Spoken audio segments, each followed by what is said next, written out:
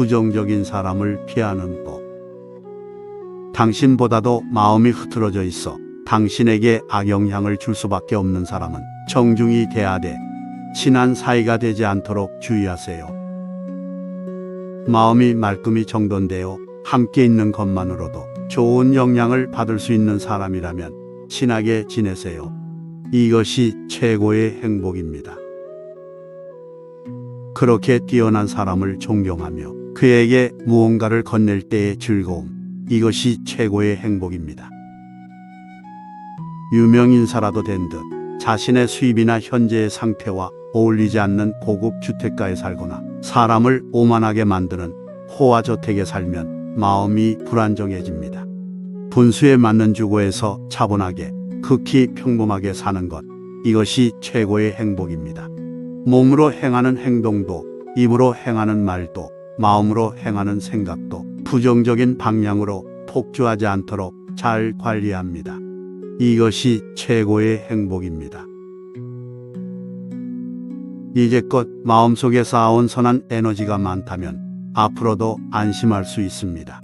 이것이 최고의 행복입니다.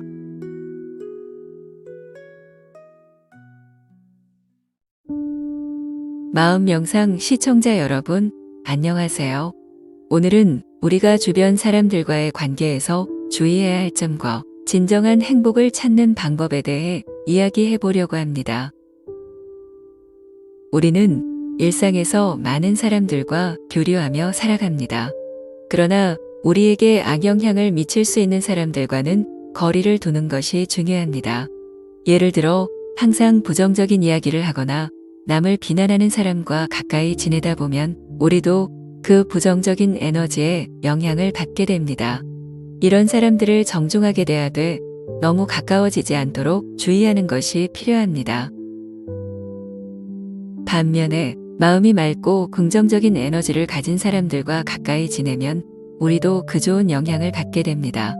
예를 들어 항상 격려와 지지를 아끼지 않는 친구와 함께할 때 우리는 더 밝고 긍정적인 사람이 될 수 있습니다. 이런 친구와의 관계는 우리의 삶을 더 행복하게 만듭니다. 또한 우리는 자신에게 맞는 삶을 사는 것이 중요합니다. 예를 들어 자신의 수입과 어울리지 않는 고급 주택에서 사는 것이 아니라 편안하고 안정된 곳에서 차분하게 사는 것이 더 행복합니다. 지나치게 욕심을 부리거나 과시하려는 마음은 오히려 불안과 스트레스를 가져올 수 있습니다. 우리의 행동과 말, 그리고 생각을 잘 관리하는 것도 중요합니다. 예를 들어 화가 날 때 충동적으로 행동하거나 말을 하는 대신 한 번 더 생각하고 차분하게 대응하는 것이 필요합니다. 이렇게 하면 우리의 삶은 더 평화롭고 행복해질 수 있습니다. 마지막으로 우리가 지금까지 쌓아온 선한 에너지가 많다면 앞으로도 안심할 수 있습니다.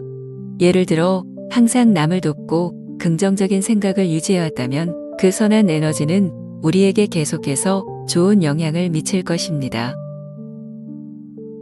마음 명상 시청자 여러분, 오늘도 우리 모두가 좋은 사람들과 함께하며 긍정적인 에너지를 쌓아가며 더 행복한 삶을 살 수 있기를 바랍니다.